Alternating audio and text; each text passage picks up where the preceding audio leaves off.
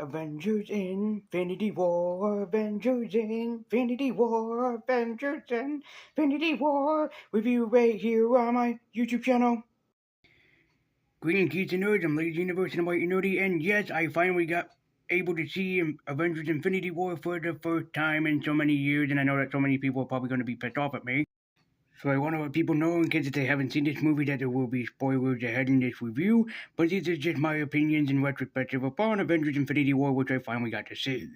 Now I'm going to say this right off bat because, believe you me, a lot of people are probably going to complain at me about this, but I will be honest right open and out of the gate, and if the comment section gets too harsh on me, I just like they were with the Barbie video, I will shut off the comments. Not because I have anything against anybody or their own opinion, but I know that a bunch of people are gonna come in and defending this movie, and it's your own right to, but don't be calling me out for it like you don't understand it and everything. Like this was what the MCU was building up for. This is what the MCU was building up from ever since the original Avengers movie and every movie that came out afterwards. This has been everything that they've been building up towards.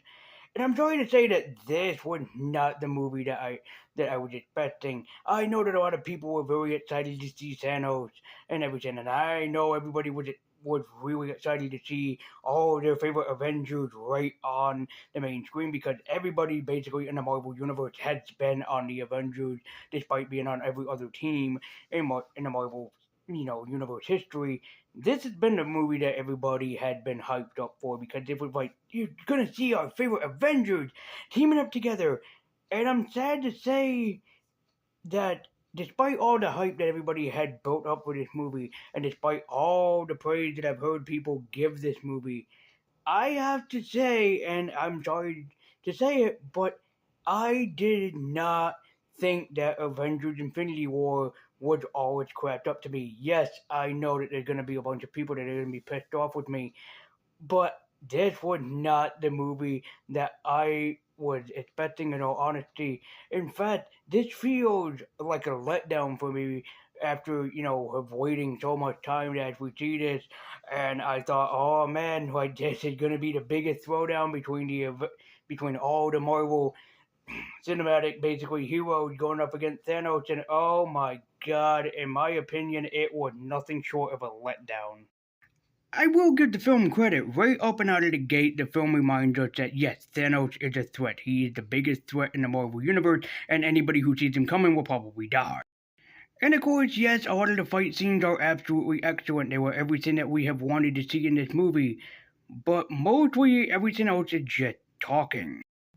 I mean, there is just so much character exposition, so much character talking, and absolutely nothing is going on except for them just babbling on like idiots. And then when we got the last basically 40 minutes of the movie being nothing but action scene centered, it kind of felt like a letdown after everything we've been through. And trust me, I know, a film gotta give you time in order to breathe, in order to let you basically take the movie in, but there are so many parts where you're breathing it in instead of enjoying awesome action sequences. No, no, I'm gonna say this right off the bat. Not every superhero movie has to be action scene oriented. There have been some of the best superhero movies out there that are not even action oriented hardly. Like, for example, The Batman, which I absolutely loved, or even The Dark Knight, a movie that mostly was like a mystery centered involvement with Batman solving. Here, though, when you stop and think about the Marvel Cinematic movies, it's like, yes, there are moments where characters are talking exposition, but there's always more happening straight afterwards. Here, it kind of feels like you're really just kind of valuing the person's time and everything, and just kind of like waiting ever so patiently. And this is an over 2 hour film, but the first time that I've actually have watched this, it felt longer than that to me because there was just nothing happening to really fuel my attention. Yeah, it was awesome seeing like Peter Parker interact with the Guardians of the Galaxy. Yes, it was awesome to basically get that relationship that Tony Stark and Peter have, which is a father-son relationship, which we saw in Spider-Man: Homecoming. Absolutely wonderful. But the problem is that there's just too much babbling nonsense. I'm sorry to say. It's just like, here is Thanos, this great big threat. They all knew that this threat was imminently coming. We, as the viewers, all knew that this threat was imminently coming. We all know that Thanos is a big threat. But yet, the way that this kind of movie plays him out, aside from in the beginning where he destroys Thor's ship at the end of Thor Ragnarok, he bringing the Asgardian to New Asgard on Earth, it kind of felt like nothing was really happening. Yeah, he invades New York, but he doesn't really do anything. We have Gamora's backstory where he killed a bunch of people. That was a surprise. But he doesn't do anything until the end of the movie where he ends up taking away half the universe in a single snap. But even that, even so to say, is just kind of like the most let down part, is that you have Thanos, the most powerful supervillain of the entire Marvel Cinematic Universe. He and Darkseid, if they ever teamed up together, would basically cause the destruction of the world as we know it. And yet, even still in saying that, the movie just goes, yeah, this is Thanos. Thanos. He's big, bad supervillain. Except he gets one major, incredible fight scene in this with both Doctor Strange and Carol Danvers, Captain Marvel. That's it. You don't get to see anything else except for Thanos' henchmen.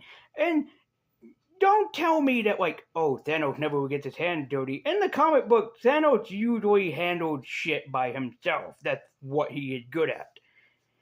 But for God's sake, the way that the movie really does handle Thanos is kind of like, he's a big threat.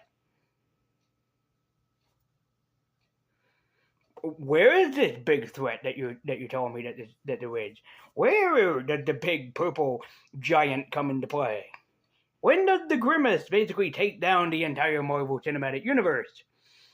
Doesn't really happen until the sequel, and that's the thing that I hate sometimes with Marvel, is that they kind of like pad out the story and then go, well, I'm glad that you like that, because now you have to wait even longer for the sequel.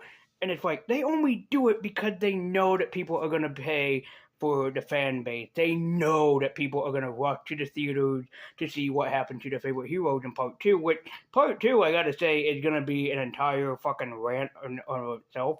Now, you might be probably thinking, hearing me talk about this, going, so you hate the movie. Not exactly. I think that the movie is heavily flawed because the action sequences are the best thing about this movie.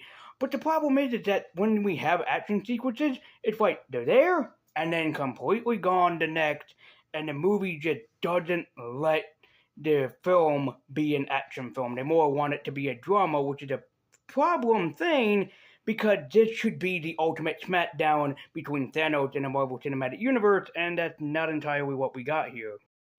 When I first saw the trailers for this movie back then, that's what I was expecting, was Thanos versus the entire Marvel Cinematic Universe, but that's not exactly what we got here. And again, I love the action sequences. I love the way that they are put together. They look so beautiful on top of the film, but that's just it. The action sequences feel like the dessert after that you have the meal. It's like, this was the thing that you've been waiting for, right? You're finally here, right? Are you finally satisfied? No, if I can be honest, it leaves me hungry for more. There's even more that I want to see from this movie, but there's more that I don't get for this movie because it needed a sequel. And of course, the movie had to remind us that the entire universe would be snapped away. Half of the universe will disappear in front of people's eyelids. I don't want to go. I don't want to go. Sir, please. Please, I don't want to go. I don't want to go. And of course, if you read the Marvel Infinity comics, you know that Thanos becomes a farmer up until the sequel, because Thanos secretly wanted to be a farmer, I suppose. Now, again, it was awesome to see all of your favorite characters team up together and everything. That was what the film was building up towards, your favorite superhero teaming up together. But I think with Avengers with Avengers Infinity War, is that it mostly wanted people to kind of build up the hype to get more people into the theaters just to see your favorite actor or actress here on the big screen. And of course, I'm sorry to say, people, let me just dig it out here, that when I get around to reviewing Avengers Endgame, you're probably not going to like me very much because there's a lot of negative things I have to say about Endgame more than I do Infinity War. And the thing is that in Infinity War, it does feel like it wants to be the Marvel movie that we've all had been waiting for, but at the same time, it just doesn't feel like that worth was basically built up for.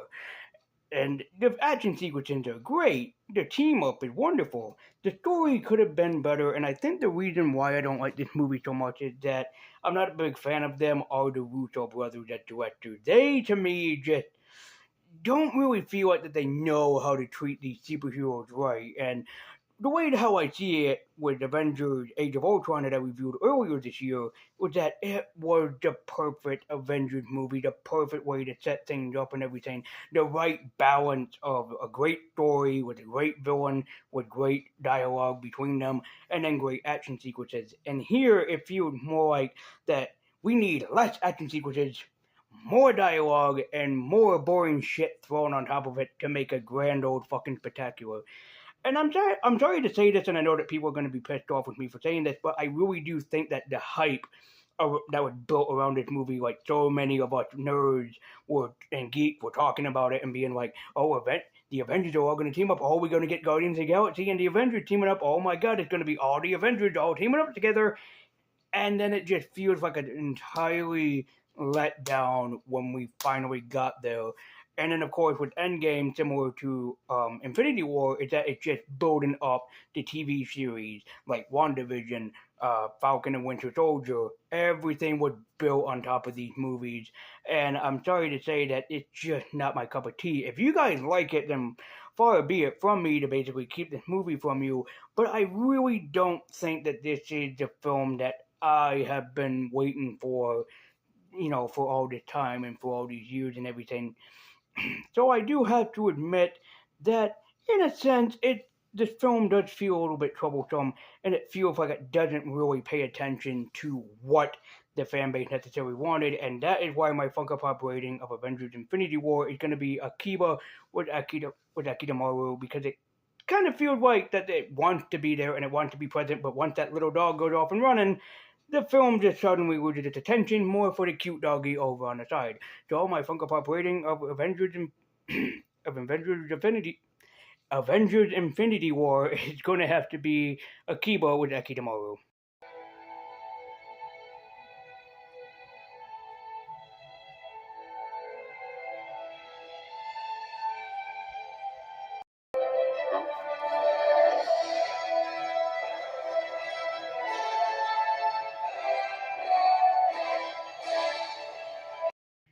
But that was just my opinion. Let me know what you thought about Avengers Infinity War down in the comments down below. And while you're down there, please be sure to do all the YouTube things by liking, sharing, commenting, subscribing, all that good stuff. Now, if you don't mind, I'm going to go prepare for the angry fans coming at me at both the post and that I posted on YouTube for this video and also for this video.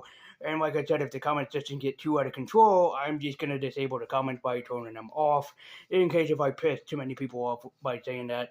I did like this movie, but it, to me, was just terribly flawed because not too much was happening. But thank you guys so much for watching. I've been waiting for it. Nerdy, keep your on. And until next time, and as always, take care.